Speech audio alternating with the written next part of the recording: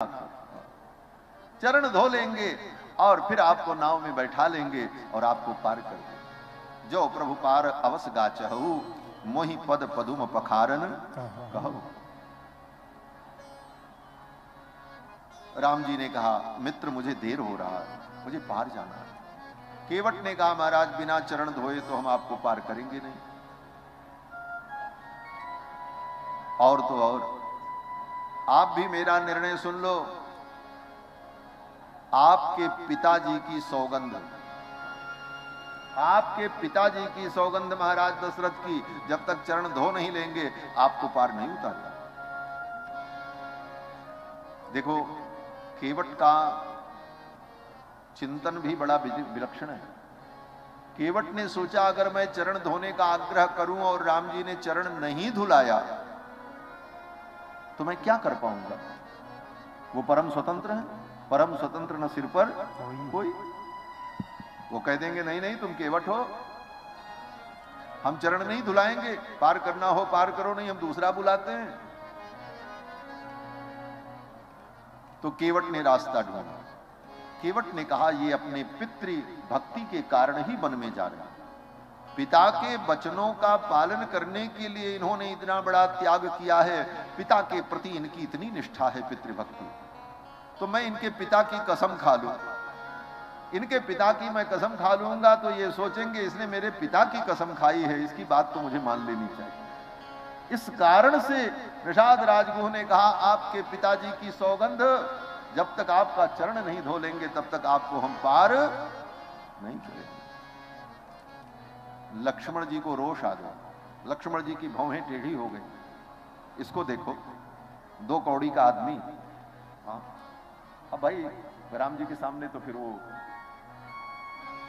एक केवट ही था। लक्ष्मण जी ने कहा, ये 2 कौड़ी का आदमी मेरे बाप तक पहुंच गया, मेरे पिता की सौगंध ले रहा।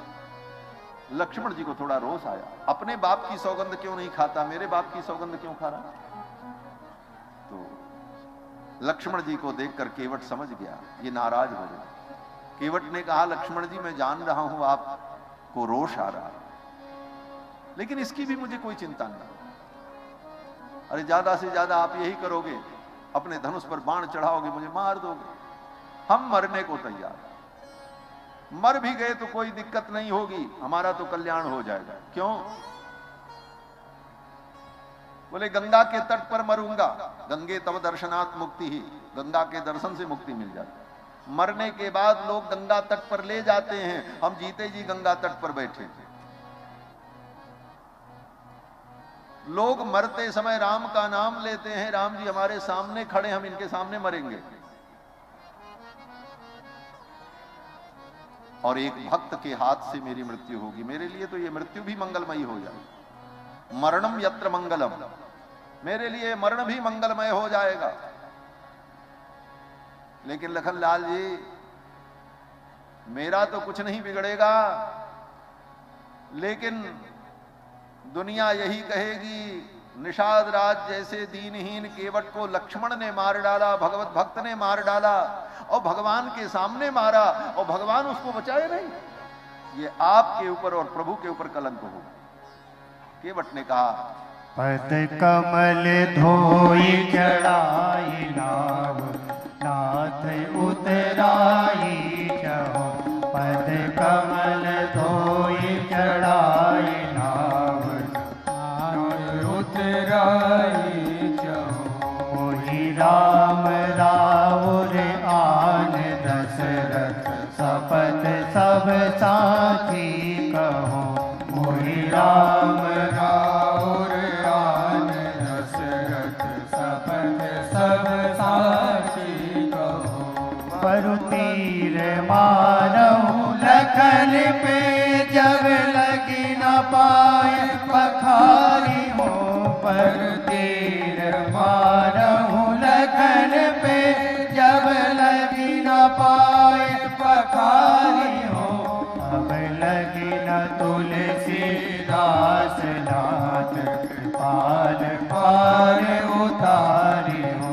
तब लगी न तुलसीदास नाथ, कृपाल पार उतारी पद कमल धोई चढ़ाई नाम नाथ उतराई जहो पद कमल धोई चढ़ाई नाम नाथ उतराई जहो।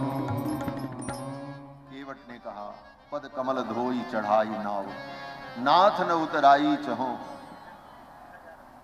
मोह राम राउर आनी दशरथ सपथ सब सांची कहो बर लखन मारहु तीर जब लग्न पाम पखारी हो तब लग्न तुलसीदास नाथ कृपालु पार उतारे। तब तक मैं पार नहीं उतारा। भगवान ने लक्ष्मण को इशारा किया, लक्ष्मण जी शांत हो गए। भगवान ने कहा केवट मुझे पार जाना है, अगर तुम्हारा यही आग्रह है तो चरण धो लो और मुझे पार कर दो। केवट ने भगवान की आज्ञा पाई और दौड़ करके गया और कठौता लेकर के आया। केवट राम रजाय सुपावा केवट राम रजाय सुपावा पानी कठौता भरि ले आवा पानी कठौता भरि ले आवा अति आनंद उमगी अनुरागा अति आनंद उमगी अनुरागा चरण सरोगे पखारन लागा चरण सरोगे पखारन लागा। केवट राम रजाय सुपावा पान कठौता भरी भरी लिया। कठौता लाया, कठौती नहीं लाया। कठौता और कठौती में भी अंतर होता है। हमारे यहां अवध क्षेत्र में सबके घर में पहले कठौती होती थी। कठौती आटा सानने के काम आती थी। आटा उसी में साना जाता था। उसको कभी जूठा नहीं किया जाता था, क्योंकि लकड़ी का बर्तन जूठा हो जाए तो फिर वो शुद्ध नहीं होता। लकड़ी का बर्तन एक बार जूठा हो जाए तो फिर वो शुद्ध नहीं होता, चाहे जितना धुलो फिर जूठा ही रहेगा। उसकी शुद्धि का एक ही उपाय है कि उस पर पुनः रंदा चलाया जाए, एक परत उसकी काट करके निकाली जाए। स्मृतियों में सब विषयों पर चर्चा होती है, विचार होता है। तो कठौती घर घर में होती थी, इसीलिए पुरानी परंपरा थी माताओं की कि जो रोटी बेलने वाला चौका होता है और बेलन लकड़ी का, रोटी बनाने के बाद तुरंत उसे धो करके रख दिया जाता है कि कहीं किसी जूठे वस्तु से स्पर्श न हो जाए। अब आजकल के लोग तो ले जाकर के उसी बेसिन में जूठे बर्तनों के साथ उसको भी डाल देते। आचार विचार नष्ट हो गया। सनातनी परंपराएं क्या थी हमारी, उसके पीछे रहस्य क्या था, ये जानना लोग भूल गए। और की बात क्या कहें, आश्रमों में ये स्थिति, कितना भी बताओ समझाओ, शुद्धि अशुद्धि का विवेक क्या है, जूठा उच्छिष्ट का विवेक क्या है, ये पता ही नहीं। लकड़ी का बर्तन एक बार जूठा हो जाए तो फिर वो शुद्ध नहीं होता। फिर तो उसे या तो काट करके छील करके ऊपर का एक हिस्सा हटाओ तब वो शुद्ध हो।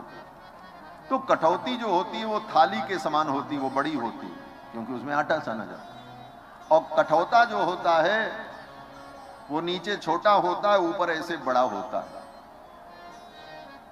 केवट कठौती नहीं लाया, कठौता ले ले। केवट राम रजाय सुपावा पान कठौता भरी भरी। कठौती ले आता तो दोनों चरण भगवान उसी में रख देते और आराम से चरण धुल जाता। केवट ने सोचा कठौता ले चलते। कठौता में दोनों चरण राम जी का आएगा ही नहीं, एक ही चरण आएगा। तो पहले एक चरण धोएंगे तब दूसरा चरण धोएंगे। अरे बोले धोना दोनों ही है तो कठौती में धो लेते। कठौता में धोने की क्या जरूरत। केवट बड़ा चालाक था महाराज। कहते हैं भक्त बड़े चतुर होते हैं, भगवान जहां तक सोच नहीं पाते उसके आगे वो बेचारे सोच लेते। राम ते अधिक राम कर दासा। केवट ने सोचा एक चरण राम जी का कठौता में रखेंगे, एक चरण बाहर रहेगा, और जब मैं उनका चरण धोऊंगा तो मेरा परम सौभाग्य होगा कि मेरे दोनों हाथों में ठाकुर जी के चरण होंगे, और एक चरण जब कठौता में रहेगा, एक बाहर रहेगा, तो ठाकुर जी डगमगाएंगे, उनका बैलेंस बिगड़ेगा, तो बैलेंस संभालने के लिए मेरे सिर पे हाथ रख देंगे, फिर तो मेरा हाथ मेरे कर ठाकुर के चरणों में और ठाकुर जी का कर कमल मेरे मस्तक पर होगा। ये परम सौभाग्य होगा। इसलिए केवट राम रजाय सुपावा, पान कठौता भरी ले आया महाराज। अति आनंद उमगी अनुरागा, चरण सरोज पखारन लागा। देवताओं ने इस दृश्य को देखा महाराज, देवता जय जयकार करने लगे। बरसी सुमन सुर सकल सिहानी, बरसी सुमन सुर सकल सिहानी, यही सम पुण्य पुंज को नाहि, यही सम पुण्य पुंज को नाहि। बरस सुमन सुर सकल सिहाई। देवता लोग पुष्प की वर्षा करने लगे और केवट के भाग्य की सराहना करने लगे। केवट बड़ा भाग्यशाली है, इसके समान पुण्यात्मा इस धरती पर कोई। क्यों? बोले जिन भगवान के एक चरणों को पाने के लिए ब्रह्मा को कितनी तपस्या करनी पड़ी, तो एक चरण की सेवा मिली वामनावतार में, वो भी संजोग बन गया तब। राजा बलि के यज्ञ में भगवान पहुंचे और 3 पग पृथ्वी नापने के क्रम में भगवान विष्णु ने जब अपने चरण को उठाया, 3 पदा विचक्रमे विष्णुर गोपा अदाभ्य, वेद कहता।